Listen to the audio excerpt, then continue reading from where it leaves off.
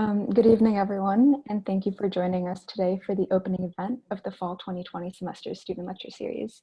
My name is Sanjana Lahiri, and I'm the chair of the Student Lecture Series Committee here at the Cooper Union's Irwin S. Channon School of Architecture.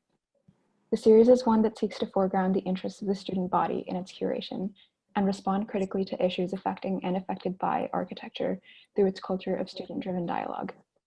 Today, on October 15th, 2020, we're gathered in virtual space due to a global pandemic.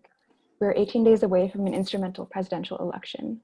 We're continuing to fight for racial justice, both inside and outside the walls of our respective institutions, and all of this is against the backdrop of a global and ongoing climate crisis. None of this is new information, but the current moment presents a unique opportunity to reassess the priorities of the architectural field. How can the tools of architecture be used to make visible rather than obfuscate, shelter rather than exclude, sustain rather than commodify? How can architecture dismantle rather than uphold power structures? The committee recognizes its capacity as a platform to begin addressing these questions and invites the active participation of the students, faculty, staff, and administration into this ongoing conversation.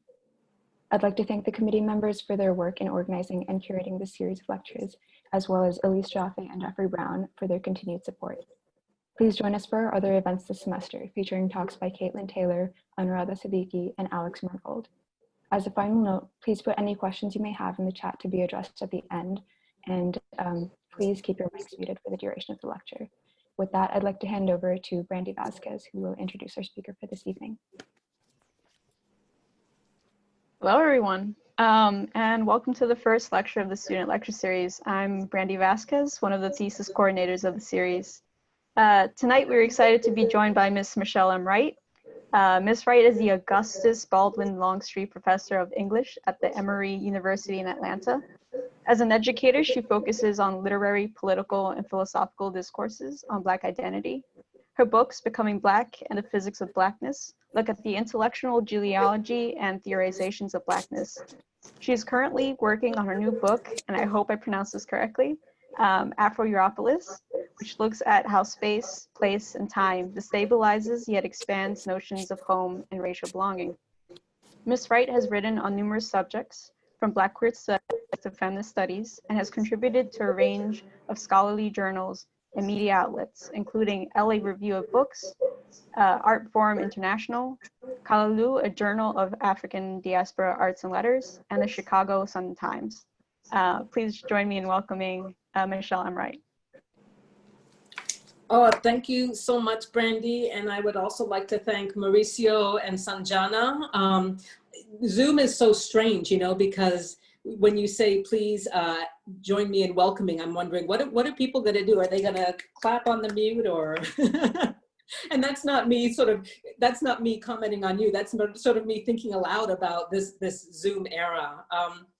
Thanks to everybody who showed up. I can't see you, so I'll try to telepathically feel you. I'm very much an analog lady. I make people nervous when they invite me for talks and they want to know what my PowerPoint presentation is going to be, and I let them know I actually work from notes. I don't write out my talks, I don't have slides, and I watch the sweat go down their face, but hopefully it gets more interesting, of course, in person because you get to see an actual person in the room, and I tend to be very active in my speaking, as I was telling Mauricio, but I'm going to see what I can do in keeping your interest during this talk, which, Brandy, I think is going to be for about 40 minutes, or how long works for you?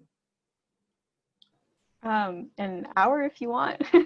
Oh, good Lord. I won't do that to people, but I may go up to like 45 or so. Thank you. And I'll keep an eye on my cute phone here as well.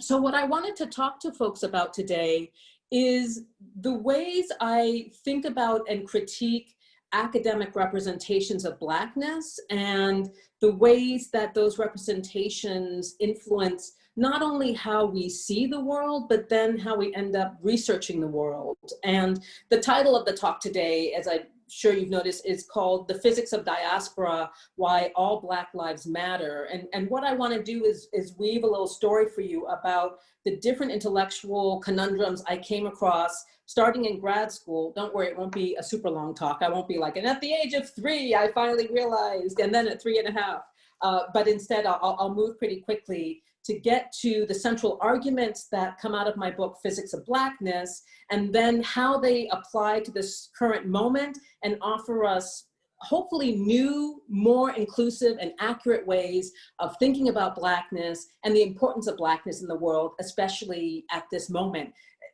You may be like me and think about how in this current moment, it's not simply African Americans, it's Latinx folks, it's Arab American, it's Asian American, it's South Asian American, it's queer folks from all those different walks of life, how in many ways, they are the ones guiding this nation, quote unquote, saving this nation, however unwillingly, in that we are the ones who are out on the streets, directly calling out the cruelty, the stupidity, the ugliness, and the corruption.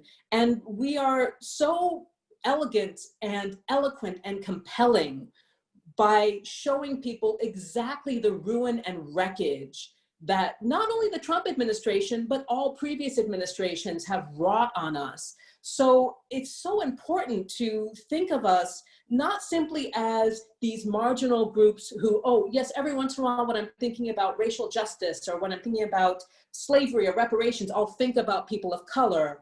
But when it comes to thinking about broader themes like democracy and America's role in the world, my thinking will switch back only into white thinkers and white pundits, etc. Because I think what's clear is in this moment especially, we are well and truly central to this nation. And I realize now I also forgot to include indigenous peoples as well. And if there is a center to the center, I think it's hard to argue that they are not it. I think they are squarely within it. So to start, when I was going to graduate school, Paul Gilroy's book, The Black Atlantic, came out. And for those of you who may not be as familiar with it, Gilroy basically argues that there is a Black nation in the West, and it's simply a transnational nation. And he argues that when you look at the exchange of ideas and cultures, the spreading out of nuclear families and extended families across the Atlantic, from the US to the Anglophone Caribbean to the UK, what you have there is in fact a nation. If we understand a nation as a group of people who share common values, themes, share culture, then most certainly we have this nation, and the nation is the Black Atlantic. And y'all will laugh at me because you are way past this idea, you're already on to other ideas. But for me at this moment, that was such a wonderful revelation, not the least because at that time, as we were getting more and more interested again in Black diasporic identity, we kept running up against the nation as a problem simply because when you look at the West, you're talking majority white nations with just minority Black populations within that nation. So you end up trying to figure out, how do I present these people as central and as important when I have to constantly kind of point out and reference the fact that they are numerical minorities in these nations. So in wanting to talk about Blacks in the West, I end up with this sort of broken mosaic of little bits of this and this and this here. And I want to show how they operate, as Gilroy put it, a single complex or single diverse unit. So when he came up with this idea of the Black Atlantic, I thought that was just grand. And even more so, I had been really into the idea of diaspora as a way to bypass all the problems that come with nation. And I don't mean nation as we think of it in an idealistic sense or as a utopian sense. I mean nation the way it actually plays out across the world, where a nation is a heteropatriarchal hierarchy that is based on a really limited notion of a heteropatriarchal family. And y'all know how that is supposed to play out, where men are the natural leaders, women are the natural nurturers, and their goal is to raise that next generation and train young men to become leaders and train young women to be supporters and followers, etc. So the Black Atlantic was an exciting moment for me, but in reading it, once you get past the introduction, something strange happens. You're all so excited about this idea of a Black Atlantic nation that crosses the ocean. It's a cool idea to think about. But when you start reading the chapters are about Richard Wright, W.E.B. Du Bois, James Weldon Johnson, and you come out of the book kind of flabbergasted because Gilroy's focus has been almost exclusively on heterosexual African-American men and then some straight white male philosophers. So you ask yourself, where is the Black Atlantic in all of this? Because all we did was talk about the US and some British philosophy. And I know that the idea is gorgeous, it can absolutely work, but why is Gilroy struggling to manifest the very idea he's propounding? And of course, when I took a step back, I had to also think about the fact that when I'm reading books that theorize Blackness, as a Black queer woman, I'm finding it a struggle to read myself into those books. So this idea was starting to, stare me right in the face that even in texts that do not explicitly ban me from consideration as a quote unquote authentic Black person, I still struggle to read myself. I'm still somehow, I remain invisible and unidentified. Even if the book is saying, I'm just talking about the Black collective here, I'm talking about all of us. And I'm sure all of you have hit that at some point when you're reading a book on a particular racial collective to which you belong, and then you wonder, why am I not showing up here? Or what you often have is, even in, say, like those high school textbooks that try to be so welcoming and engaging and multicultural, what you end up so often with is a page with your narrative on the center of the page, and then literally those little colored boxes in the margin. In my day, they were usually headed by titles like, did you know? Did you know Madam C.J. Walker was the first Black millionaire? Did you know the first of this, or did you know? And you can see it's an attempt to try and incorporate others into the main narrative and show their importance, but by literally placing us in colored boxes to the side of the main narrative, it simply reinforces the idea that we are not central to the story. We are not central to considerations of race, nation, justice, gender, sexuality, you name it. Whatever our minority identity is, it's always pushed off to the side in favor of the majority. So as I come out of graduate school, I am beginning to work on Black European diasporas and African American. And on one level, I chose them simply because the languages I work in I was born and raised in Europe, so these were the languages I was taught as a kid: French, Dutch, Italian, and then in college I learned German. So it made sense for me to go into those places where Black communities speak those languages. And because I was born and raised in Europe, I'm US citizenship, this was a familiar space for me. I think if I had actually taken or lived in a Spanish-speaking or Portuguese-speaking country, I may have done even better because I could have incorporated an even larger aspect of the diaspora, but that is my bad. I didn't end up doing that. So I'm looking at Black European formations of Blackness and comparing and contrasting them to African American, because my main thing at that point is trying to underscore that Blackness is always a diverse, complex set of identities. And there is actually, this is considered heresy, but I will say it, there is actually no one thing that links all Black people across all space and time together in one moment. Now, normally I usually like to tease my first year undergraduate courses by asking them to define, if I'm teaching a course in African-American literature, what is African-American literature? And I see them thinking of the answer and knowing they shouldn't answer it, which is African-American literature is literature written by people who look Black. In other words, it's a literature defined by physiognomy. And they know that they're not supposed to say that because that doesn't come anywhere near to defining African-American literature. And yet at the same time, in a lot of ways it is. We use physiognomy to determine if someone is Black. Now we all know that that's not a great way to go about it, because while you most certainly have hundreds of millions of Black people with a physiognomy we would think of as Black, you're also dealing with a couple 100 million more who do not look, quote unquote, Black. So you can't use physicality to describe Blackness. You can't use skin color, even though that's something we often think of, because for, you go to places like the Middle East or even the Mediterranean, and you will find people who are quote unquote darker than a lot of other Black folks.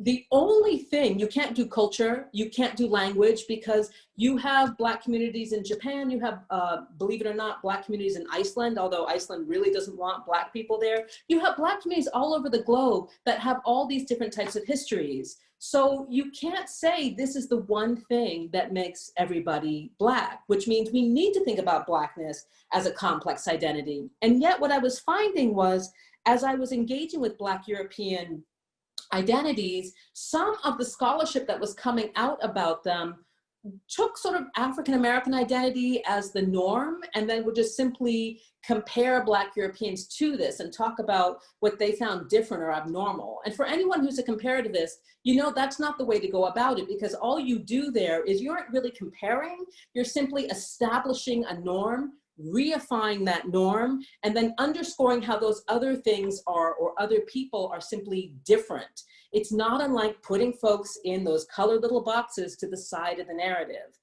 And I was really interested in trying to explore the quote unquote non-normative forms of Blackness. For example, you take someone like Afro-Germans, they're also called Black Germans or Afro-Deutsch or Schwarzdeutsch, because they really make you rethink what we think we know about Blackness and what Black identity means. Begins with the fact that when you look at Black German history, every generation has a different history. And what I mean by that is, from, say, you have first Black folks in Germany was before there was a Germany, because of course we're talking about North African empires like Carthage that traded and moved all through Europe. And then we moved to the Roman Empire, which had Black soldiers. And of course they are settling in Germany, France, all over. So as I always say, you have Black people in Europe before you had such a thing as Blackness and such a thing as Europe. But with Black Germans, sort of the earliest instantiation we have of several Black individuals being in Germany starts around the 18th century. And then you have larger and larger groups of African nobility coming over, either to study in the universities, business, law, medicine. You have entertainers coming, you have intellectuals coming. And then at the end of World War I, when Germany loses the war, the French government decides to take its Black colonial troops to retake the Rhineland, which Germany had taken back, which is part of what precipitated World War I. This was a contested territory. And they did it quite specifically to humiliate Germany, because their thinking was, if we put Black people in charge of you, that really shows you're the lowest of the low, because a definition of whiteness, of course, is always already superior to Blackness. And we French are so high up here, we can take our Black soldiers and impose them on you.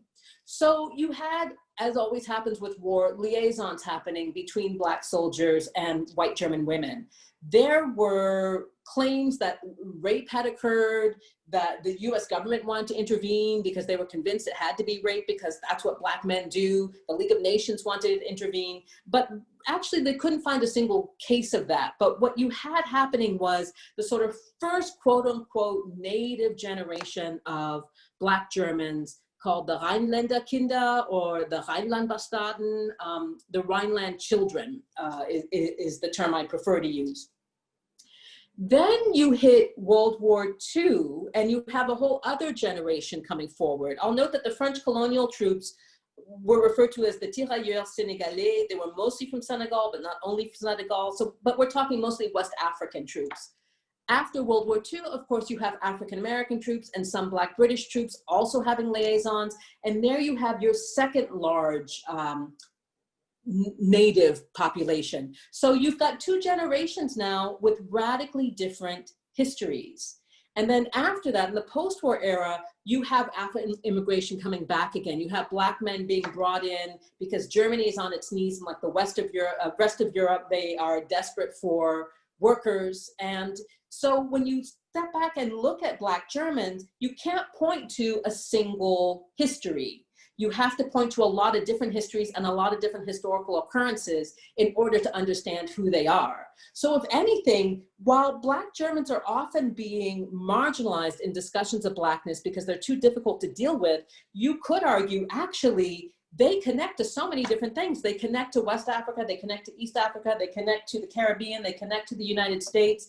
And perhaps most interestingly for folks who are interested in African-American studies, Audre Lorde was one of the figures who worked with the Black German generation coming out in the 1980s that had started to sort of mobilize. And just as a sort of interesting background to give you, because these first two generations, and then even in the early post-war era with Black male African men having liaisons with white women, again, a whole other history, most Black Germans are growing up in all white families because their Black fathers, of course, were not allowed to remain.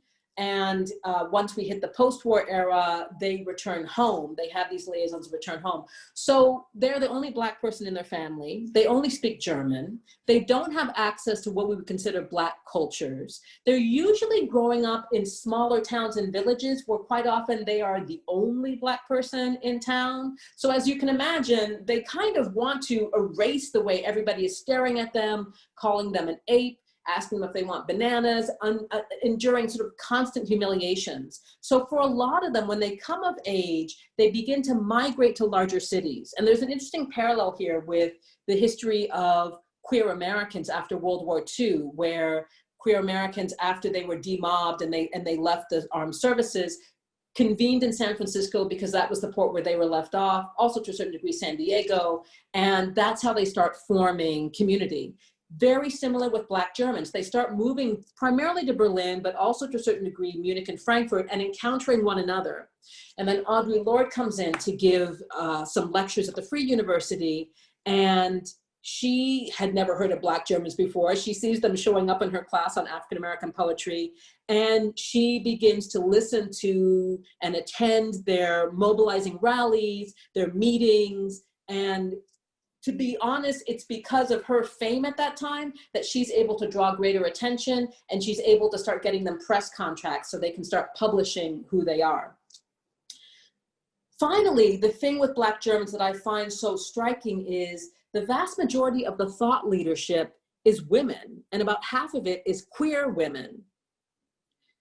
I can't think of a single other national Black collective where Black women are the majority and at the forefront.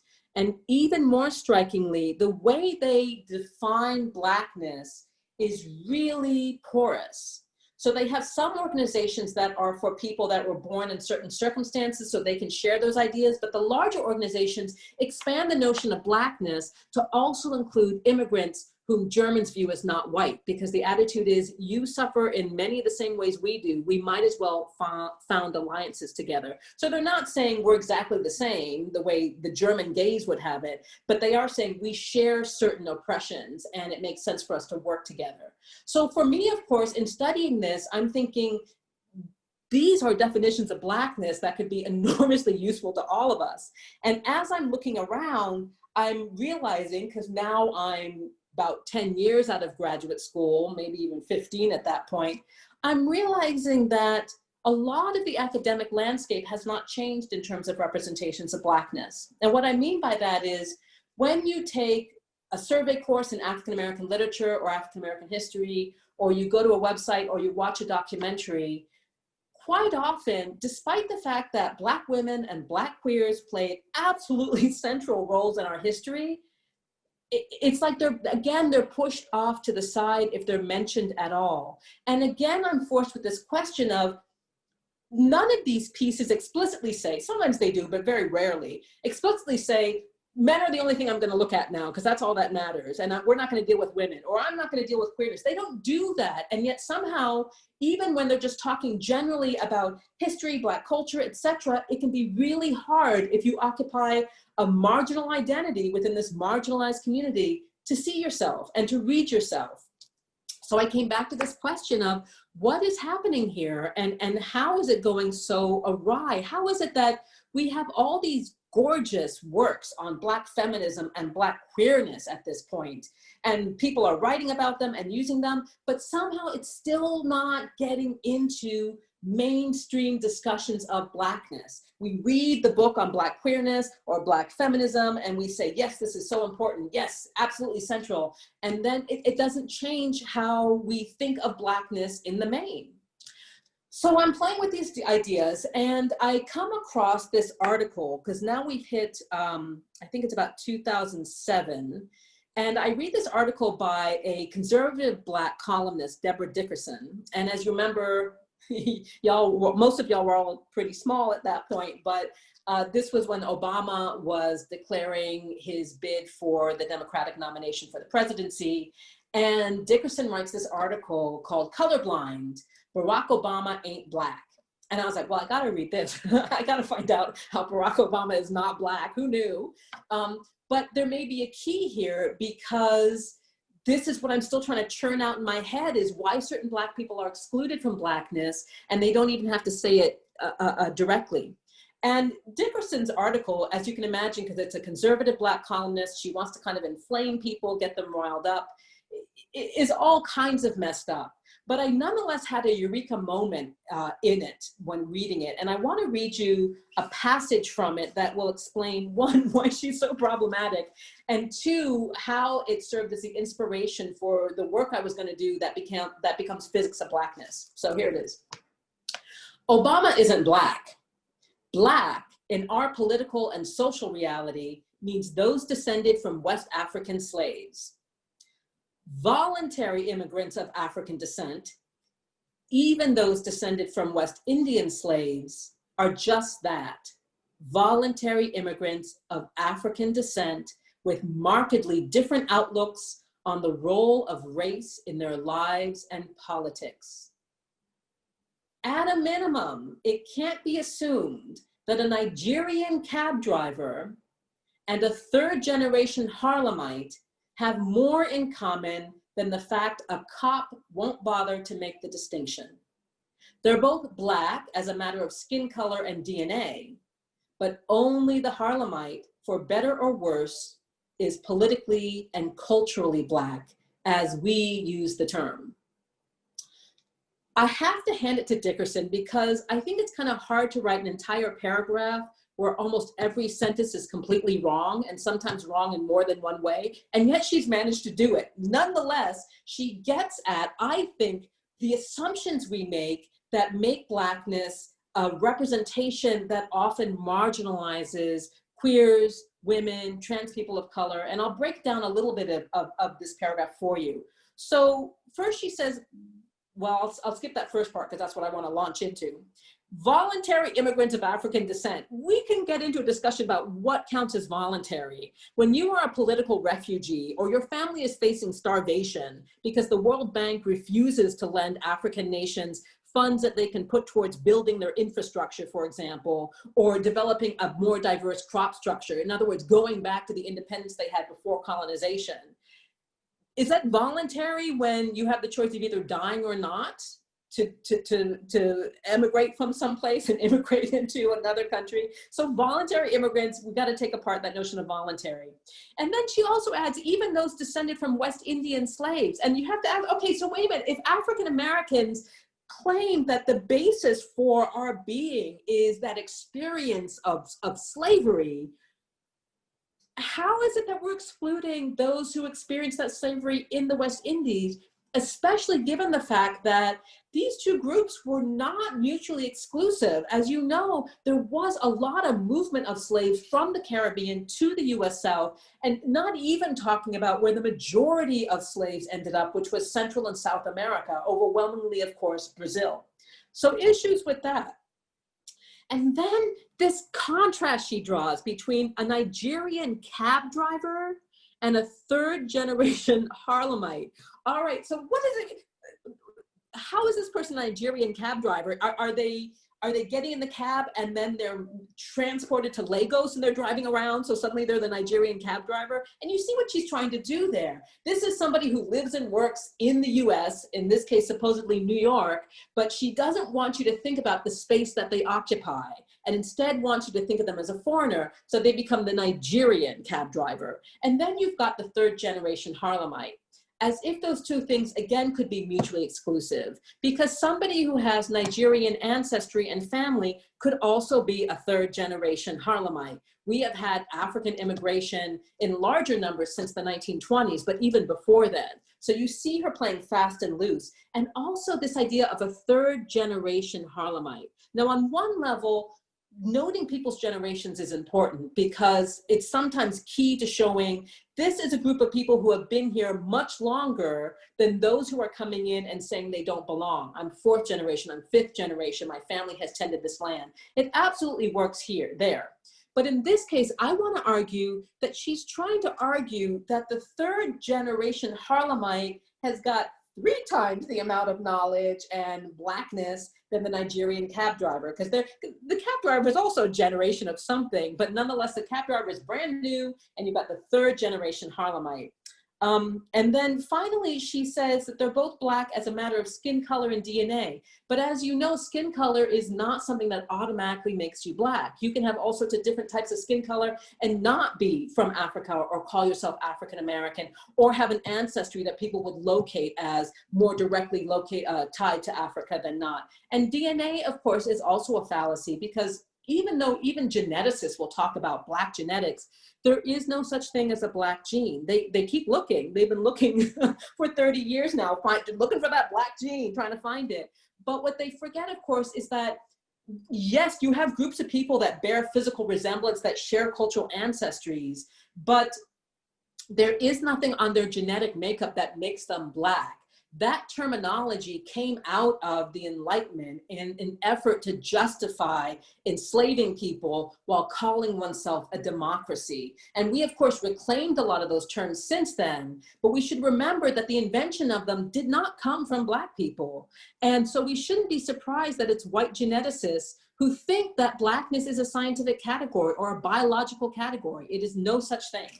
So this was my eureka moment because it made me realize when she talks about Black in our political and social reality means those descended from West African slaves. And then she later refers to it as Middle Passage Black.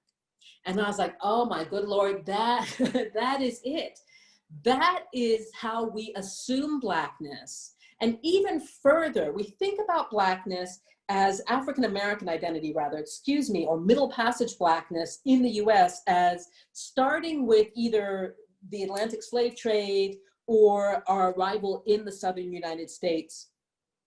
And then we move through slavery, and then we encounter emancipation, which is a step forward, and then we're pushed back because of Jim Crow laws, the rise of racial violence through the KKK and other types of militia groups, which, as we know, have never gone away. And then we move a little bit further with civil rights, and then we get the pushback against civil rights and FBI harassment, and then we move a little bit more forward with Black nationalism, and then we get the pushback of Reagan conservatism, and then maybe we see Obama as a push forward. We can most definitely see Donald Trump as a pushback. And I was like, so it's not just understanding Blackness or the Black collective identity. What is it? Is it a it is a historical identity, excuse me. It's the way that we imagine that history. It's the way that we shape it. We tend to think of history as a timeline, as a linear progress narrative. So everybody knows what's going on. If you're sitting in a classroom and a teacher draws a line on the board and then starts, putting little dots on it and markers and starts writing down events or people, etc. To somebody who's not from this planet, they would wonder what in the world is going on. We know exactly what's going on. There's a timeline happening. And linear time is a great way to get across an enormous amount of complex information quickly, and you can use it almost anywhere in the world. And even if people aren't necessarily raised within that framing of time, they'll know what you're talking about. They'll be able to get it. But what I argue in my book is we have to be careful about those moments when the linear timeline does not work. So I want to point out some of the weaknesses of this timeline and why it actually may be the reason why we have minority Black identities being so radically underrepresented and always in the margins. Even when people are trying to bring them in and mention them, they remain at that margin. One, really basically put, a timeline is a two-dimensional thing, which means that there's not a lot of wiggle room.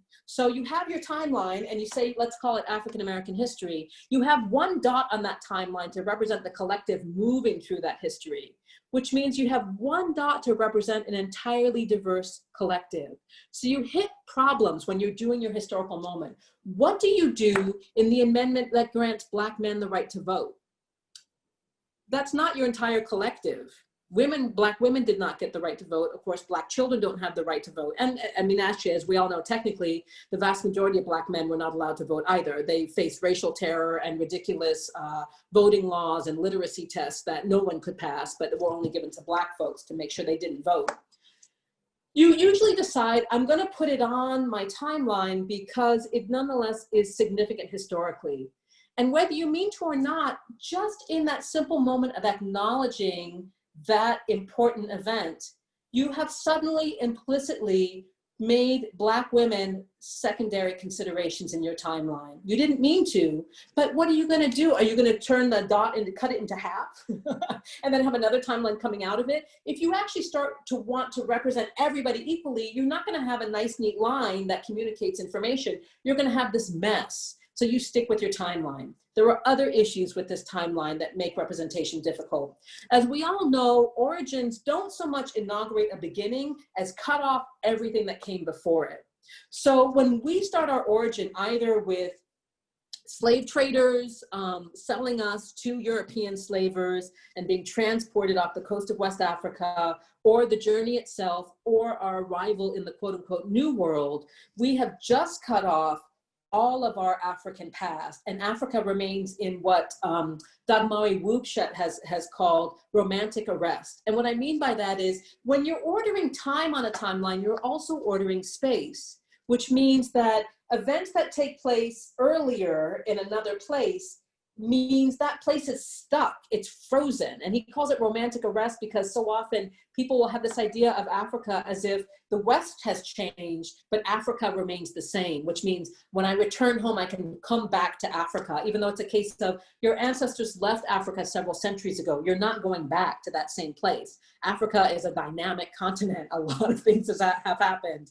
You can't go home again because home is in another space-time. So origins tend to cut things off. And of course, that also makes it difficult for people like our so-called Nigerian cab driver, because perhaps they're a more recent arrival. So when it comes to them understanding themselves as African-American, and therefore here is your African-American history, they don't get to go through the timeline with us, which again makes them a secondary consideration. Couple more things. There's a logical fallacy to the progress narrative, because if you're, say, doing a history of medicine, you can't put in something like the discovery of bubblegum, because that has nothing to do with your history of medicine, which means that even in a progress narrative, you're limited as to what you can bring up. It may be actually of important note to talk about Black German identity, the role of Audre Lorde, but it's not going to fit into your timeline because your timeline, its origin has already determined what your timeline is going to be about, and you can never get away from it. It's all about emancipatory moves, getting out of slavery and moving towards freedom, which also raises questions for people, for example, who are working in aspects of Afrofuturism, where they're trying to imagine a future in which we are not encapsulated in slavery. If you use a linear timeline, you can't get away from it, for the simple reason that your themes have already been set. So you can draw a timeline 5 miles wide and you're still tied to that moment of slavery. Perhaps most importantly though, with the linear timeline, and the reasons why I think we should use it, but I think we should use it carefully, and we should use it not all the time, but complement it with another form of time that I'm just about to talk about. The biggest problem for me is with the African, put it this way. If we're talking about, say, the conservative white US timeline of history, it starts with 1776, and people talk about my ancestors came over and worked hard and built this and da, da, da. It's a timeline of action. They make their own history. But our timeline begins with a white protagonist, a white agent. It begins with our enslavement. And then our timeline is all about Blackness pushing against whiteness. We're enslaved, we get out, Jim Crow, we push against Jim Crow, more rights are taken away from us, we push for civil rights. So in other words, every Black event is inaugurated by white action. So our timeline, which is supposed to belong to us, we're simply the object in it. We're simply the reactors. And that's not the truth, as we all know. Black people have shaped this history actively, but in a timeline like that, when it comes to linear representations, you're stuck. So, do I have an answer? Oh boy, do I have an answer for you. It's on the second page of my notes. This is where the physics comes in. This idea of time moving forward in a straight line, if you stand back and think about it, it's kind of odd, right? Because it's not like we can see time, and we certainly don't move through our day in a linear fashion. We go here, we come back, we do this, we do that. And when we look at our lives, it's interesting because so often, especially now with COVID, people, you know, who have the means to do so are trying to improve themselves at home. I'll learn another language, I'll work out. I'm doing all that stuff, by the way, too. I'm also to blame, but it's based on this idea that progress, through time, we can achieve progress. And when you're not progressing, it's like you're doing something unnatural against time. You're not moving with time. It's just such a crazy idea. It seems to correlate really heavily with Sir Isaac Newton's laws of motion and gravity. And that may well be how we start getting these notions of linear time that we understand today. And what I mean by that is, we all know the laws of motion and gravity to the point where it's hard to view them as particularly genius.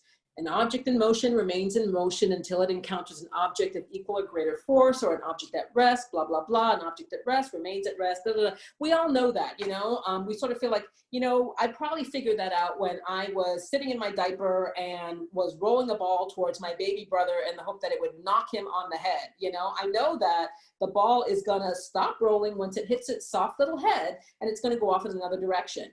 It doesn't take a genius to know that. I knew it at age 2. But with Newton's laws, of course, it was the fact that he was able to render them into mathematical equations, which now said that not only from your present moment could you figure out what the past was about, how that rock at the bottom of the river used to be up on the mountain, it could also tell you where that rock was going to be in 100 years, in 1,000 years. So that was the genius behind it. And as you can imagine, it turned people on in Europe. It really because it gave them the belief that if we use our logic, if we use our rationale, we can now understand all of the earth. We can understand thousands of years in the past, and we can predict the future, which is laughable to us. Although when you think about it, when we have political scientists and economists come on the news, we're asking them to predict things. And what's interesting is that's what we expect, but they are right so little of the time that when they are right, we turn them into a genius. So we have this really bizarre relationship with this idea of being able to predict what happened and what happened in the past. And we always read the news article, guess what? Dinosaurs actually had bird feathers, and what we thought was a thumb was actually a horn on the snout, or vice versa. We still read it, even though we know, okay, these things are constantly being unturned and uncovered, but our belief on some level is still this idea that we can predict the future and we can uncover the past.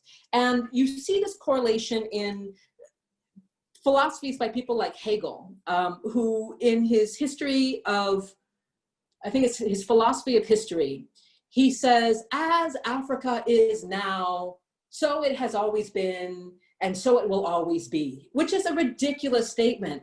But I would argue it's because at that time, people really did believe, oh, we've got the logic of mathematical equations, so this is how it can happen. But time does not seem to operate in that way. And in fact, Newton's equations only work if you sort of create a field of experimentation that's a vacuum. You recreate it in the lab.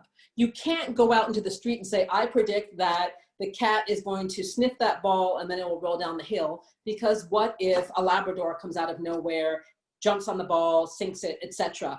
Newton's equations can't account for reality, for the unexpected, for the unanticipated.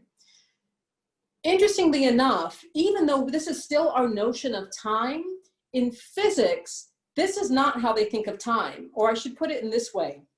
they do not think time is linear or that it moves forward, or however people want to put it. They're not even sure if time necessarily exists. But it's so interesting because in so many of the books that I read by physicists about theories of time in theoretical particle physics, sometimes known as quantum physics, it just simply means subatomic particles.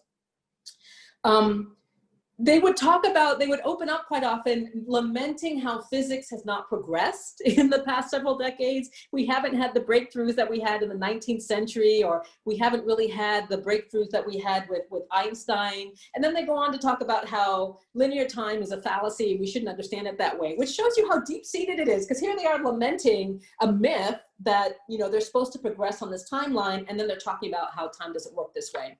So what does time look like when it comes to physics? I'll give you two examples, and let me check on, speaking of which, time. All right, 40 minutes. I think, Brandy, I think I may take up to 10 minutes to finish this up. All right, I'll try to keep it interesting. All right, so first thing I want to give you is this famous experiment called Wheeler's Witch Path experiment. And when I was first reading about it in all these different books about theoretical particle physics and time, I knew it was important, but I didn't understand why, just because there was a lot of italicized words and a lot of exclamation points.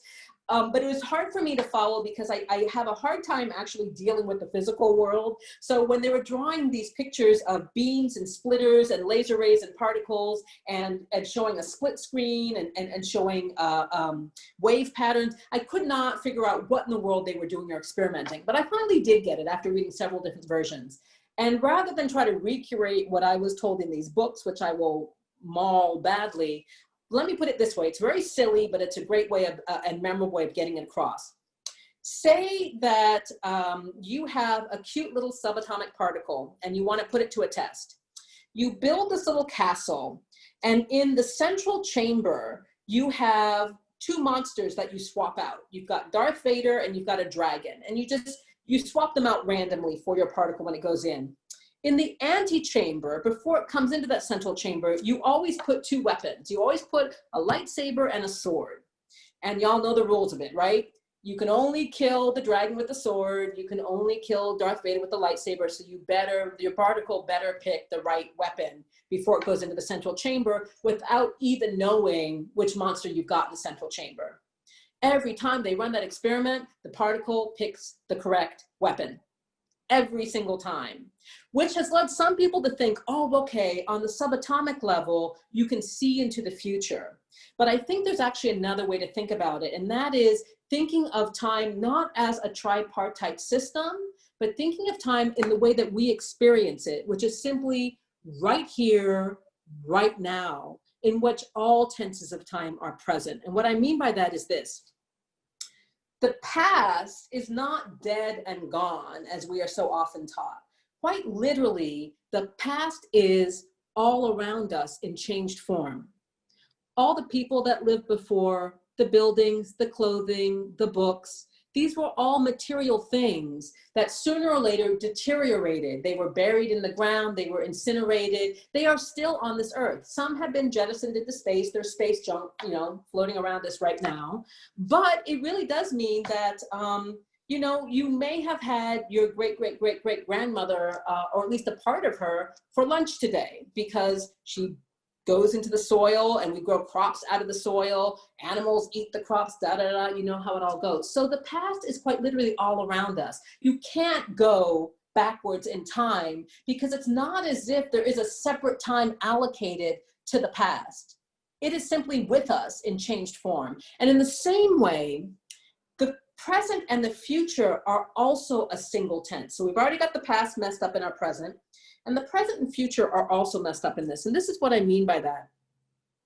If I try to explain to you what the present moment is, I'll say the present moment is me when I'm talking right now, but not when I started saying the present moment is me talking right now for the first time, because that's in the past. Instead, I mean right now, but I don't mean right now. I mean when I just said right now. In other words, because we are constantly in motion, the present doesn't really exist. It's simply an idea because there is no frozen space of time. In other words, we are constantly moving, which means that the future does not lay before us somewhere. We are making it as we speak while we are surrounded by the past. And I call that epiphenomenal time. In other words, it's simply understanding time as a singular tense right now that we need to pay attention to because we make that past. We characterize it in certain ways. We don't look and turn and then make some notes on what we see of the past. Instead, maybe we go to the library, maybe we open a magazine, maybe we recall something, we see an object on the desk that reminds us. So we create the past in that moment and we communicate it. And of course, as you all know as well, and as any Black female fiction writer like the amazing N.K. Jemisin or Octavia Butler would have told you, Jemisin is alive, Butler is not, and I want to make that clear. You change the future by making it now. And that is what so much of Black speculative fiction is about. It is not imagining how things might be sometime in the future. It is making us rethink ourselves in this moment. So that's what epiphenomenal time is about. And it bears a rough resemblance to the one thing physicists say might be time, which is entropy. And entropy, as you know, is the movement of molecules from a more fixed order to a looser, quote unquote, more chaotic order. So entropy is ice melting. Entropy is a tree growing. Entropy is human beings getting old and disintegrating into the ground. In other words, there's this constant movement outward. So time may not move forward, but it may move outward. And it becomes increasingly complex the further out we go. So how can we apply this to representations of Blackness? This is what I say. We have to start, unfortunately, with the linear timeline. We actually do need it because even though it is imaginary, we can't live in epiphenomenal time. I can't live constantly thinking about who knows what may happen next, you know? So that's why I didn't show up for class because maybe the classroom wasn't gonna be there, I don't know. I'm not coming home because I don't know what home is gonna be. In other words, I do work on a notion of certainty and I need to have this sort of idealist notion of time moving forward. Not unlike, well, I'll leave that one aside. I think I've gotten it across. So when we want to be inclusive, we can stop, say, in this moment and expand outward to talk about the past, the present, and the future as a singular tense. So what is Blackness in this moment? It is all the things that I have discussed with you. It is Black Germans connecting across the diaspora. We could take something like George Floyd, Black Lives Matter, and move away from too many of the narratives that only focus on Black men. We bring in somebody like Breonna Taylor, we take the George Floyd moment, and we think about the massacre of Black men in public spaces by the police, just outright murder, as you know. And then we add the fact that Black women are also murdered by the police, but we think about someone like Breonna Taylor or famous cases like Sandra Bland or Eleanor Bumpurs, and we have to suddenly start thinking about space itself. And what I mean by that is Breonna Taylor was killed in her home. Eleanor Bumpurs was murdered in her home. Sandra Bland was found hanged in her cell. And Black women usually show up murdered by police in the back of a police car, handcuffed with a bullet through their temple, and it's written as suicide. After they handcuffed her, supposedly the cops say she got a hold of my gun and shot herself in the temple. So we don't even get it labeled as a killing. It gets labeled as a suicide, which means we often miss it. And with Sandra Bland, of course, Sandra Bland suddenly found hanged in her cell. Black women have been found in the back of police vans hanged.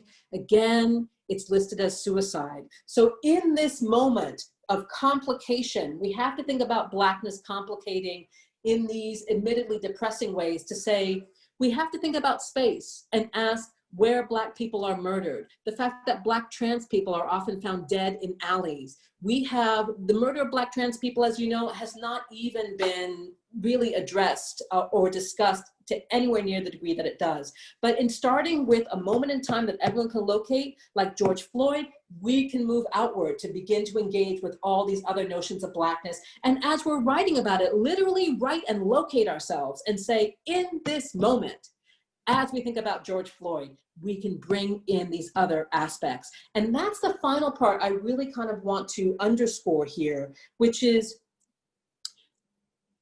the act of writing, as we have been taught it in the West, comes from an extremely hierarchical colonial culture. And no surprise, right? Because it was the elite who first wrote. And the writing persona that they often took was transcendental, which we often use today in academe. In other words, when you write, you don't locate yourself. You don't locate the space-time you're in. And that allows you to start making claims as if you can see from a gorgeous 360 vantage point, the capital T truth of things. Imagine how that changes when you say, here it is, October 15th, 2020. We have just come through George Floyd, and I am thinking da da da. As a Black queer female, I think about Breonna Taylor, and I want. And in that moment, by locating ourselves in space-time, we are not saying we transcend it. And that both makes us more intelligible to people reading us within the next few days, but especially people reading us, you know, Gott sei Dank, God willing, in 10 years, 20 years, 100 years. Because we'll explain to them the vantage point in which we were as we were thinking. And we locate ourselves on that timeline, but then we expand ourselves out through epiphenomenal time to keep all these different other aspects of Blackness engaged and visible and no longer marginalized. Thank you so much for your time. Yay!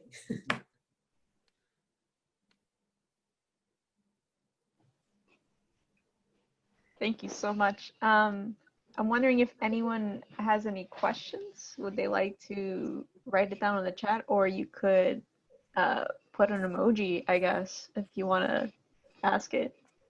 And but also, like, this is a great conversation. Maybe because we have a few people, I mean, maybe we can just talk about it if someone begins. Do you want to begin, Mauricio?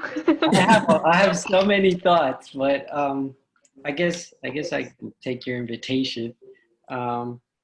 Thinking about Afrofuturism as a way of as you said, a way of allowing our imagination to go beyond the categories of the Middle Passage as a defining moment for Blackness. And also thinking about Walter Benjamin's 17 Theses on History and this Angel of History in terms of the Epiphenomenal time. And if somehow you could help us imagine a way to represent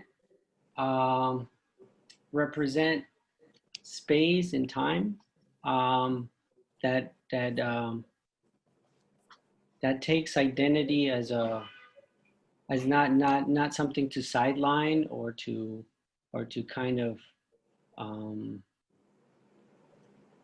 to sideline history, but a way of making history alive for communities that are trying to imagine themselves into the future. All right. Before I answer, would you explain to me a little bit about Walter Ben Michael's article? Because I've heard of it, but I haven't read it. And my definition of Angelus Novellis comes from another figure. So. Okay, so in Walter Benjamin. Oh, Walter Benjamin. Sorry, I was reading Walter Ben Michael's. Oh, okay. Yeah. So his 17 Theses on historical materialism, right, where he kind of paints this picture of the angel of history looking at the past and kind of like, the explosion of the past. And then I guess the idea is to like also capturing a moment in which we can see an image of history at that time. And I think that a lot of what you were speaking about is how can we, in the way that we represent ourselves through speaking or historicizing or writing or drawing, that we can capture that moment, that image, that moment in history. And that if we were to create a movement out of that, then that would be an imaginary, right? Like Black futurism. So in other words, as an artist or an architect or a writer or a thinker, how can we imagine ourselves in history? Yeah, no problem. Thank you for that. And I'm so sorry because I was like, oh, I know Benjamin's Angelo Novellis, but I don't know. So it's probably my mispronunciation of his last name. I don't think so. I differ a little bit from Benjamin because, of course, as you mentioned, Benjamin's angel turns and looks at the past. And I want to argue the past is not in a separate space where we can look. And instead, what we need to do is recognize the precarity of the moment because we are creating history in the ways that we speak it. And we need to call attention to the fact that we're doing that. And we do that, of course, by locating ourselves in space and time. So another reader can say, oh, okay, even though this happened, they aren't thinking about that. They're thinking about this other event. And that's why they're imagining the past in this way or that way. Anybody can do this by simply, because we all have bodies. And we all have bodies that are in a space-time. And a lot of times we take for granted the space-time we're in. We assume it's nothing, or nobody's interested in us, or we're in a place that has no real intellectual interest. But of course, we all know the best artists, the best thinkers, the best creative writers take what seemingly is nothing and show us the wealth of everything within it. And we usually do that by atomizing. And what I mean by that is simply, you take the space you're in and you wonder, what is the date of this space? What materials is this building that I'm in made out of, or the street that I stand on? What did it used to be? What do I know and what do I not know? What will I make up and what am I not making up? And through understanding where you are and what it could be, sometimes you find things like this was the site of a rebellion, or this was actually the first woman who bought this years ago. It used to belong to her. So you already see that there are rebellions and subversions that have already happened. And that's one of the most important parts about getting away from linear time when it can hinder that. Because of course, in linear time, we are often, like I said before, only objects, only reactors. So we assume we come from a history of impotence or a history of losing. And I would argue that a lot of emerging theories and arguments coming out right now in Black studies make that same assumption that we come from nothing, we've always lost. And a lot of that, I think, is because linear time has skimmed off the subversion, has skimmed off the people who made changes. And to me, that's one of the most dangerous aspects to the occlusion of women and queers, for example, in African-American history, is because they achieve things, but in order to have that achievement mean something, it has to be remembered and remembered and re-remembered and re-remembered. Otherwise, it's forgotten.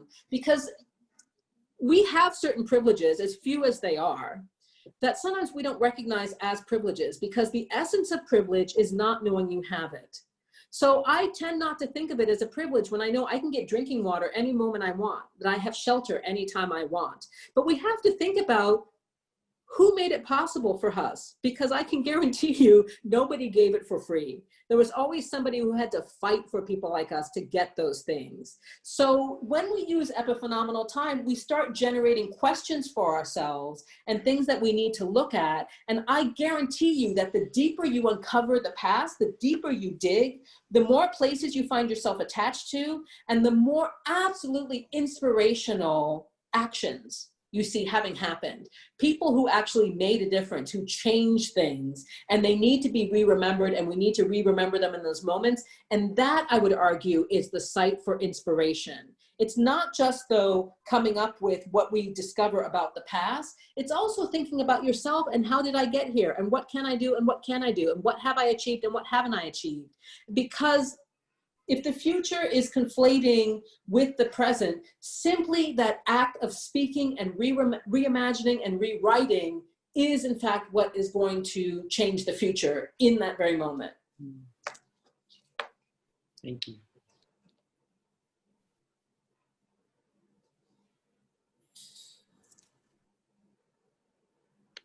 We had someone else that had a question. Parker? I did have a question. In regards to finding ourselves in space-time, I wanted to ask the question of what does that mean if time is both continuous, we're always in future tense and in current tense, or even past tense? What does that mean for something that may be considered classical versus something that may be considered just popular for time? I suspect that there is another question underneath that question, something you're thinking about really specifically because you came up with ideas of classical and popular. Makes me think about music. Tell me the example you're thinking about.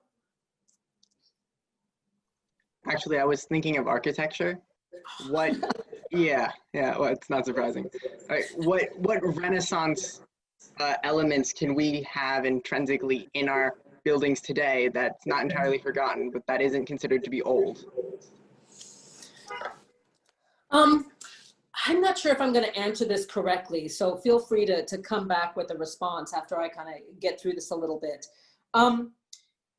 Yeah, space-time, epiphenomenal time, I want to argue, is all tenses, although it also always has to locate itself on linear time somewhere, because otherwise, if you say, I am right here, right now, people need a date, people need a location.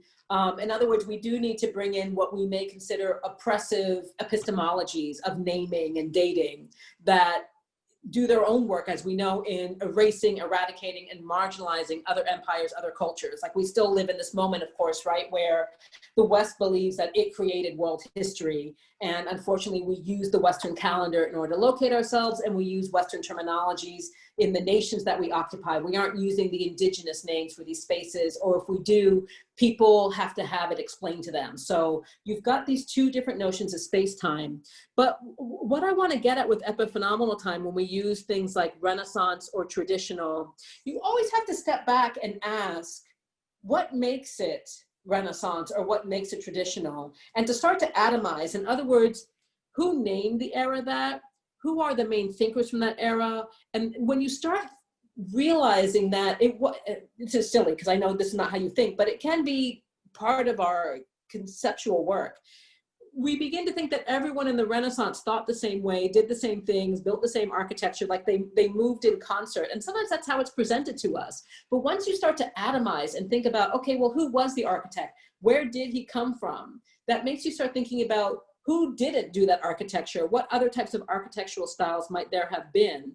But we also have to always take into account the fallacy of origins. Never believe anybody when they say this was the first to ever. Always look for earlier iterations, which means that these things are not fixed in time. You in this moment are questioning whether the Renaissance Palace should really be understood as a defining moment of the Renaissance. And as you know, a lot of these Renaissance palaces were heavily influenced by Islamic architecture and the palaces that you see in Spain. And of course, that starts to make you deconstruct Europe, because you realize, oh, Islamic empires were in Europe for 800 years. 800 years. So this idea of purity simply isn't going to work. And so you slowly start to explode these terminologies. You don't have to dispense with them. I would argue in a lot of cases, by actually simply using epiphenomenal time to deconstruct them a little bit and attach them to things we wouldn't necessarily connect them to, but still using the same term, will make people see that term differently. You change their cognition by giving them all this extra information, because we all love fun facts, you know? So you start doing that. I'll finish up here by saying, here's another fun fact for you. We'd like to think that linear time is the effect of European colonialism, you know, because of course those motherfuckers came up with like the most dastardly way of understanding things that's completely oppressive and always put straight white men at the top. They definitely did all that. But this idea that Newton had about time moving forward correlates really heavily with Newton's beliefs, his religious beliefs as a Trinitarian, as an anti-Trinitarian. Anti-Trinitarianism argues that the Father, the Son, and the Holy Spirit did not, as the church held at that time, manifest simultaneously, but in fact had to have occurred in a linear fashion. One had to beget the other, which had to beget the other. That idea originally comes from a 3rd century North African Christian theologian known as Arius, who really riled the church when he first made that argument. Later on, it was picked up by an Italian theorist. I think his Italian name was Sozzini, but there's an anglicized name that he has. I can't remember it right now. But in other words, it's to sort of explode those things again. We have to think about linear time and blow apart our notion that these things all began with the West. What I usually find is for all philosophical concepts, religion comes up with them before philosophy does, because it was the priest in the village that had to explain abstractions to people. And when you look at early Christianity, North Africa and North African thinkers were the biggest influence. It wasn't people in Italy, it wasn't people in other parts of Europe, it was North African Christian thinkers. Thank you. That is perhaps one of the clearest answers I think I've ever been given. Ah, thank you. Hey. So it's also how we access the things that we know that deconstructs the way we understand our world in the present. And that's how you're saying, like, in a way, that's how we are becoming we become history by creating a conversation between the past and what we're saying in the present, which is shaping the future because it is there, because we're making it manifest. Yes, that's absolutely true. And you're also making me think I have to bring in the other side to this, because I've been focusing on the ways in which epiphenomenal time can be empowering and can take down oppressive structures. But what we also have to remember about epiphenomenal time is it's ephemeral, it's fleeting. And in the present moment of infinite possibility, some of those possibilities are terrible and horrible. So I really sort of think of epiphenomenal time, not necessarily only as a corrective, it's simply how we experience time, which means we have to be honest about the fact that, say we start to think about things and we might suddenly realize as we're examining our present space, oh my God, I'm not an empowered subject. Like, forces of history have placed me here. I'm a prisoner of the past. And that is always the risk that we take. I would simply say, again, these terrible things are also ephemeral. As they say, this too shall pass. So yes, we enter into history, but we also just as quickly exit out of it. Even famous people that we remember, like Leonardo da Vinci and Who's-its and What's-its and Cleopatra, they also enter and exit because, of course, we reimagine them differently all the time. So who they actually were is absolutely lost to us. And who they were at the time they were alive was also always very ephemeral. So I think that's the other thing, is that, you know, the only constant, as they say, is change. So yes, we make history, but it's always a precarious moment. Hi. I also have a question. I'm also very grateful to be sitting in on this chat. I'm curious about how your model of kind of, you called it epiphenomenal time, or kind of entropy, the idea of entropy as it creates our sensation of time. The idea of locality, the idea of multiple temporalities. And so I'm thinking about how technologies can effectively abridge time or abridge spaces. And if there's a version of your model that accommodates for different experiences of time as it relates to what technologies we have available to us. So if it takes 3 days to get news by horseback from a nearby, like if you live somewhere really remote and you can't get news except by like going into town, how that contraction and expansion of time relates to or complicates this entropical time.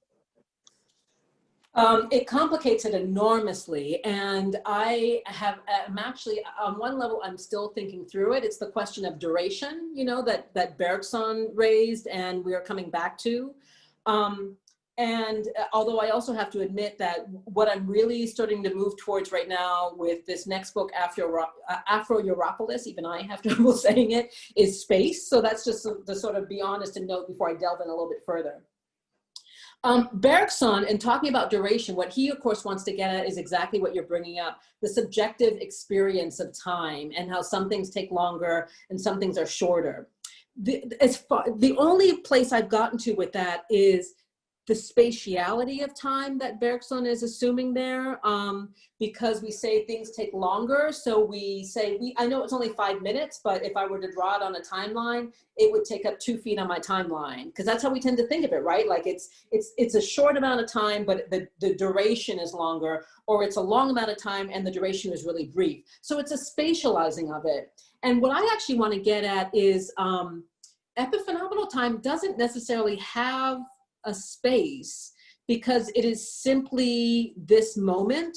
And this is where I am still struggling because a lot of times I go on gut feeling and then I have to kind of work it out and see if things go together. My gut feeling tells me that this moment of epiphenomenal time, it works. What confuses me, however, is how long that moment is. But what I keep coming back to is that's spatializing time again. And that's automatically what we always do. So I want to see if I can get deeper into this by thinking of time as not having a space. Simply this moment, simply this moment, simply this moment, you know? And I think that's why I'm delving into space with Afroeuropolis, because I'm thinking space and time always complement and inform one another. I think I want to try and get at that nexus and see when you take space into time so deeply, it is time itself once again. And unfortunately, that's the only answer I have for you. Although I'll just sort of add, I'm less interested in where Bergson is going with it, with the subjectivity, because maybe I'm just being snotty and maybe I'm just missing the point. Because for me, it's simply a case of, well, maybe this is one way to start thinking about it. When we talk about duration, we're always retroactively reconstructing it, right? Like, oh my God, I felt like I was in the doctor's office for like 3 days, or, you know, your turn is up to go off the diving board. Oh, good Lord, that didn't take very long. So it's not when we're actually in there experiencing the time that we have that sense of duration. Or even if we're in that moment of time, we only have that sense of duration by stopping and thinking, wow, this is taking forever. So there's something about how we bracket the time in order to note duration. But what happens when we're not thinking about that? We're just sitting there staring at that 3-year-old cover of People magazine in the doctor's office and thinking about, oh man, it's been ages since I've seen Lorenzo Lamas anywhere, you know? I wonder if in that moment, we're experiencing time as longer or heavier, you know, whatever dimension you want to give it, whether it's space or weight. So I think that's where I would want to go, is maybe the problem here is that when we talk about duration, we're retroactively reconstructing it and we haven't actually accessed the moment of duration.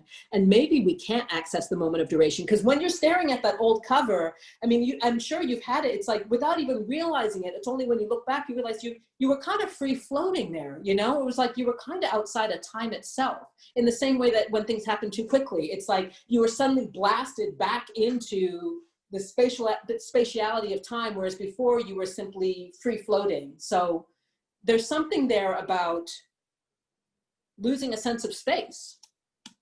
I'll leave it at that. Yeah, welcome. Use my Kleenex, excuse me.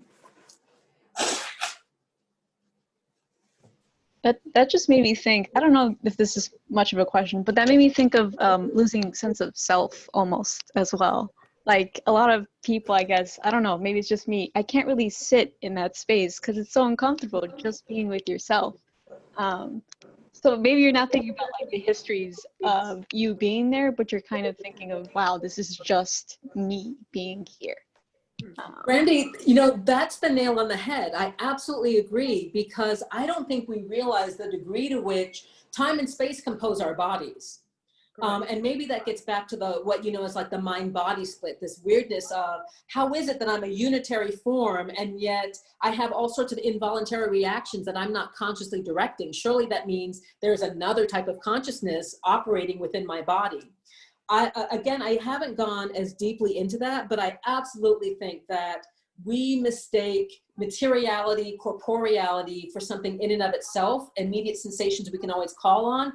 And I suspect that actually what's going on is it's when we come into time and space that we become aware of it. And why not? Because the mind is not always the body, it seems. And the only other thing I would add to that is, bodies, of course, are also ephemeral. You know, as you know, every 7 years, you have completely new cells. All the old cells have died off and you're on a whole brand new set. That's sloughed off over the course of 7 years. But then you add to that the stuff I love. So I just have to be careful about I always warn my students that, you know, when I read about a scientific study and I don't like it, I'm like, what do they know? They're just a bunch of racist hicks, those stupid scientists. And then when I do like it, I'm like telling the class, you know, there's a scientific study that says, you know, again, I'm doing this sort of transcendent out of space and time thing of the voice from on high has spoken down to us mortals, and I want everyone to listen and believe.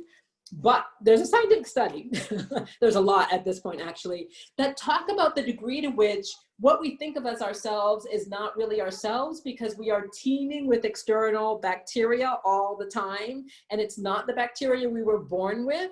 There's other things that are also equally amazing, like the fact that if you have siblings, you may notice sometimes that you resemble your sibling much more and they resemble you much more than you resemble your parents. I have a younger brother who, we kind of look like we're twins, which always annoyed me no end, because I always want to believe I'm a deeply unique individual. Well, get ready for this.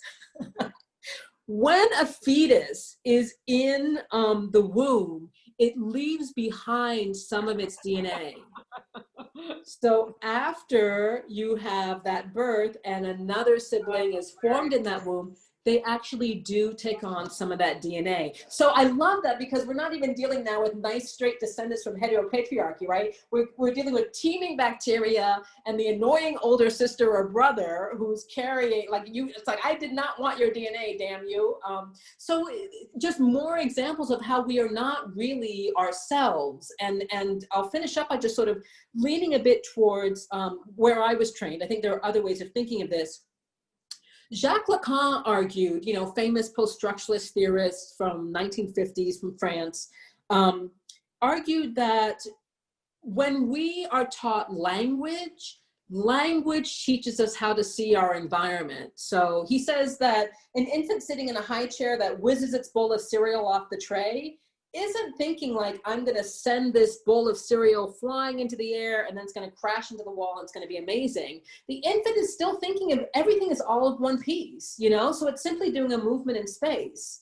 It's not separate from the bowl. It's not separate from the high chair. The high chair doesn't end at the tray, you know? It all goes on. So when we think of ourselves as a unitary being, really, the only way we can see that is through language. Language is the only thing that's going to validate that.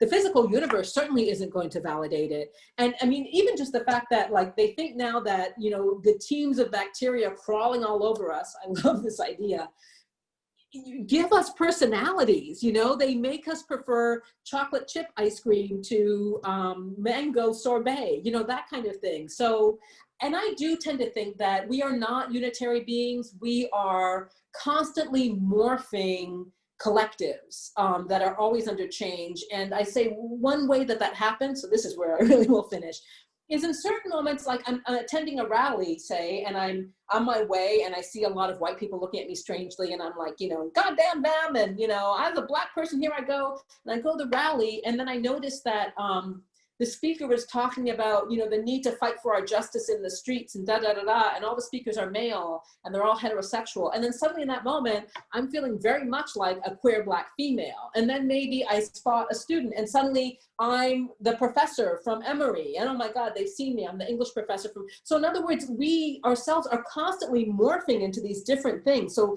our identities are not even stable subcategories of ourselves. They're endless sort of arrangements that we sort of put together. I'm the cat lover. I'm the person that that dog hates, you know, all that kind of stuff.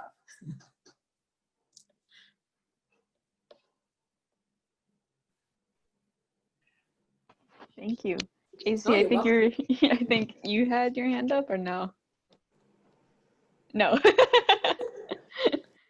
You had a clapping emoji, that's why. Hey. All right, are there any more questions?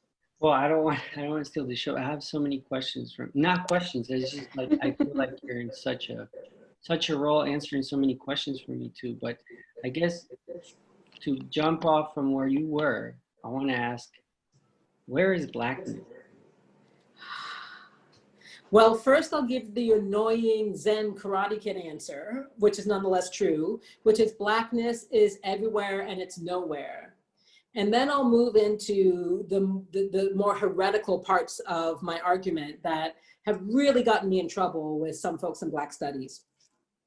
I start Physics of Blackness by taking up an argument posed by Robert Reed Farr, who simply says that in Black studies, Blackness is sort of the elephant in the room. And what he means by that is we talk about Black culture, Black language, Black music, Black politics, and from a distance, it all seems very clear what we mean. But when you start to hone in on it, the same thing happens as happens when I ask my class in Introduction to African American Literature, what makes this literature African American? If the reasons begin to evanesce, the moment you start trying to head towards something concrete that will stay there forever, it evanesces.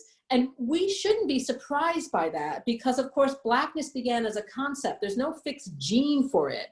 So if there is no fixed Blackness in our bodies, that raises the possibility that sometimes we aren't Black.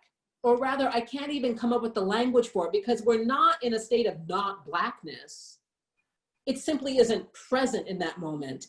And it's hard to convey with language because, of course, when you try to talk about disappearance or nothingness in language, you've already made it something because you've named it. So you've already given it a frame.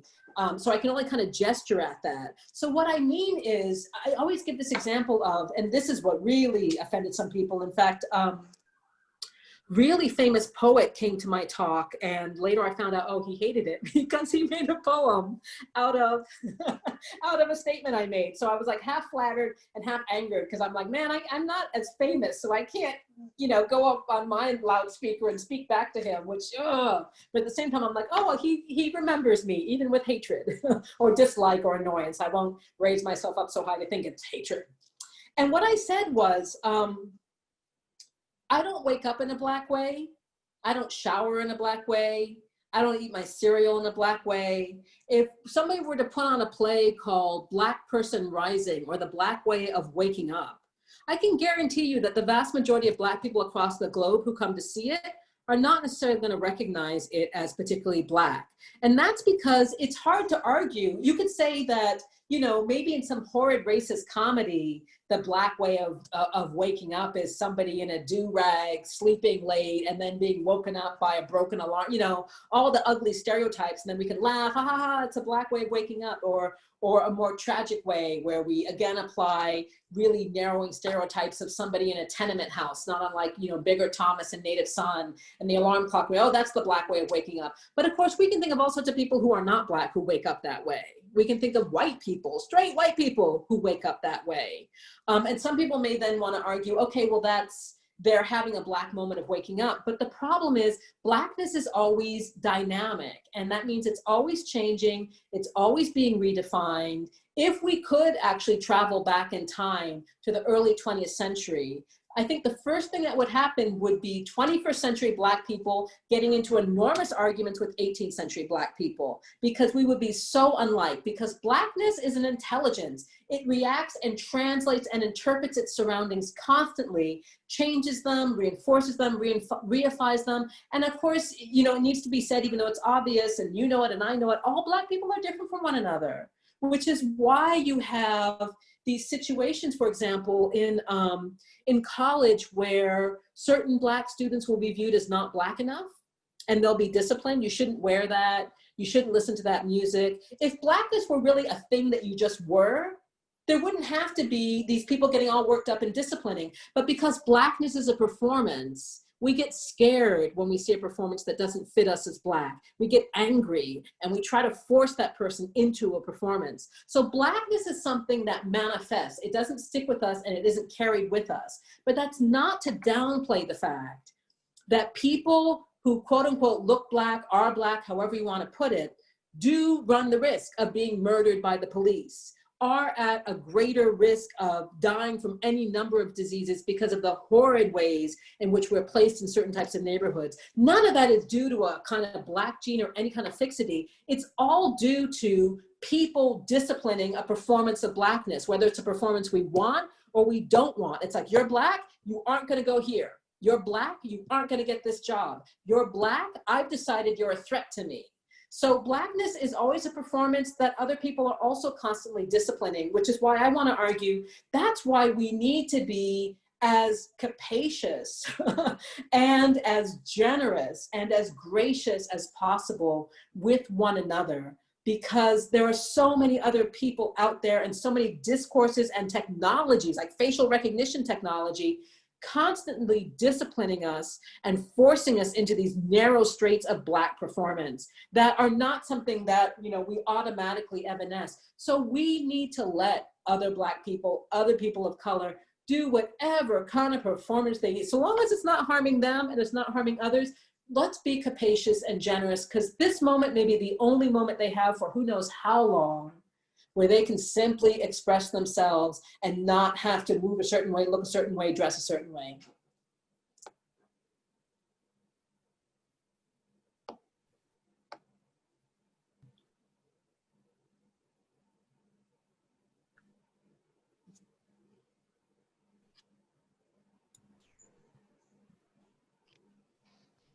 Thank you for that. You're We welcome. have time for like one more if anyone has a comment or question. Oh, and I also want to ask you, I'm seeing comments go across the screen. Is it possible later, because I would love to read those comments. Yeah, okay, thank you. Yeah, I think so. Marisa, do you know how to save them? Oh, I can, yeah, they're saved Yeah. and I can email them to you. Oh, thank you, that'd be great.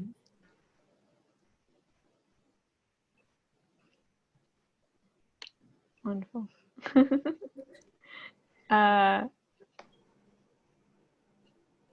Taisha, do you want to say your comment or do I? There's like a really loud band outside my window. I don't know if you can hear it. I feel like a lot of the connections you were making with the self-identity and physics were just like these almost formed diagrams in my head.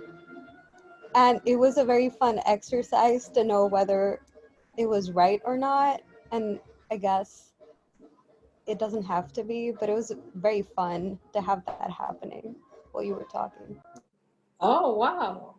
Some people have asked me, okay, well, you talk about linear time and it's a visual, so what does epiphenomenal time look like? And part of me does want to say it obviously can't be fully represented because the now is different for everybody. But on another level, of course, we always have to have some form of representation. Otherwise, it's hard to communicate things. So with the understanding that this is not the perfect model, I tend to think of it as you've got your linear timeline, you've got a point on the timeline, and then you have all sorts of things emanating out of it. Now, unfortunately, usually to show emanation, you need to use lines. I can't get away from the line.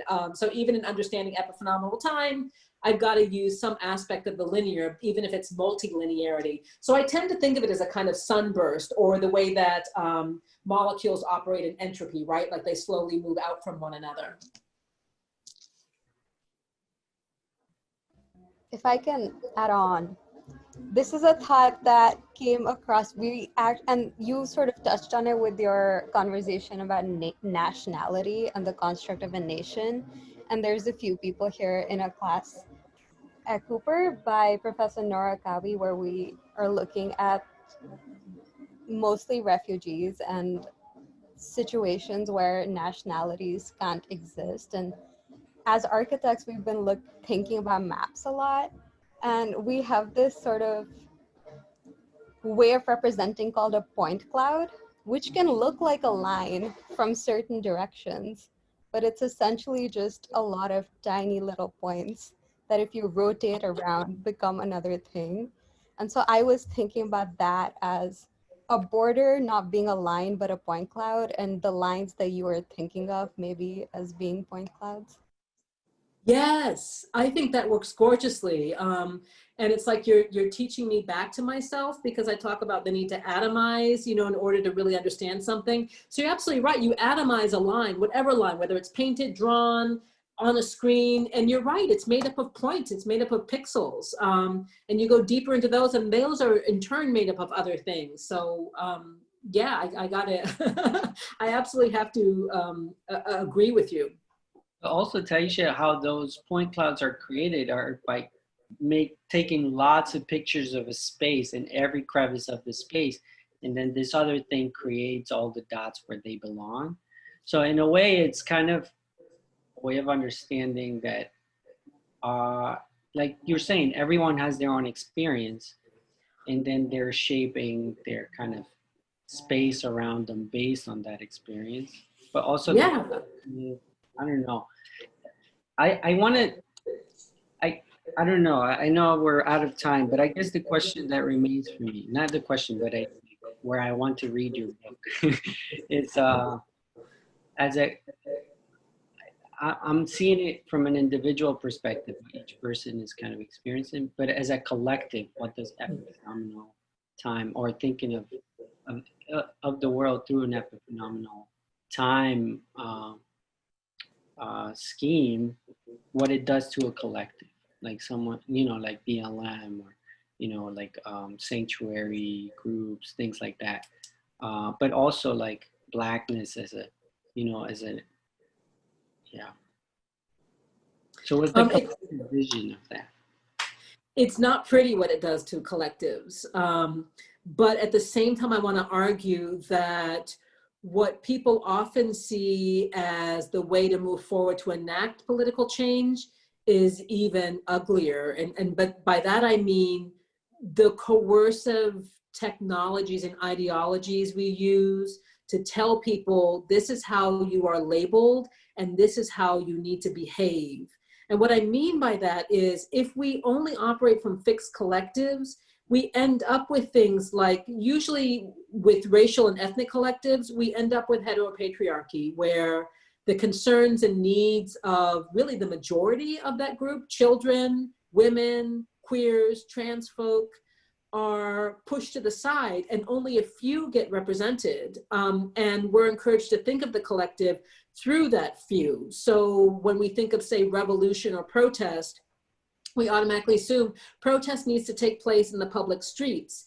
That's striking because, of course, it is men who tend to get to organize and discipline the streets, even minority men in their own neighborhoods, with, of course, quite deliberately, white cops or even black cops, quite frankly, coming in to kill them, to maim them, to hurt them, to humiliate them, to sort of show them you don't control this space. But what doesn't change there is that for women, for trans people, we don't have access to public spaces nearly as often as men do. So when you start framing activity and protest and justice through public spaces alone, we are automatically ending up marginalized because we can't always join, or when we do join, we aren't always free to behave the way that heterosexual men and sometimes maybe even some gay men might operate. And there are always exceptions to that too. You could have a wealthy queer woman, black woman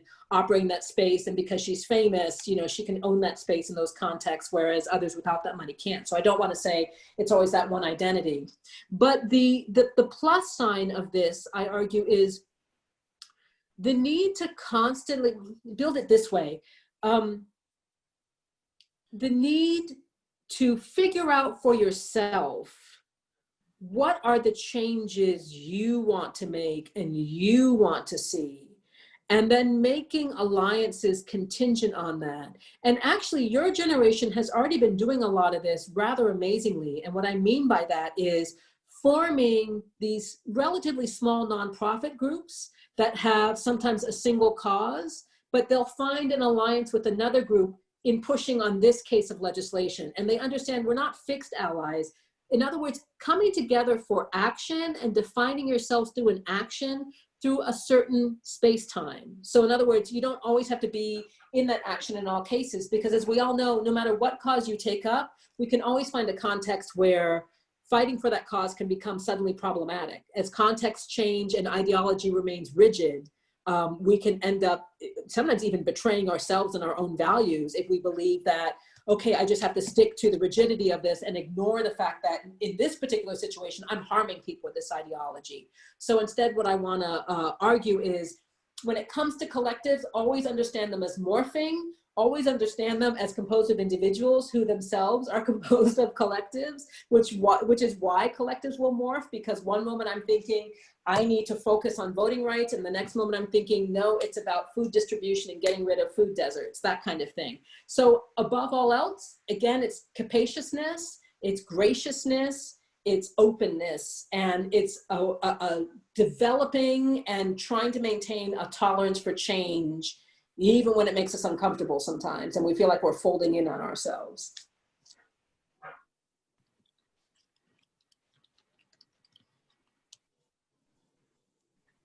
Yes, affinity groups, elective affinities, exactly that.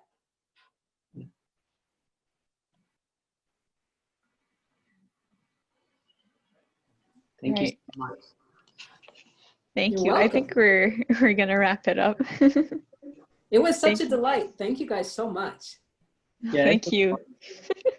You're welcome. The awkward Zoom moment. I know. Bye. Okay, well, Thank you. thank you so much, Michelle, Brandy, Sanjana, and everyone else who participated and came here and thought with us and became an affinity group for 2 hours Yeah, we did.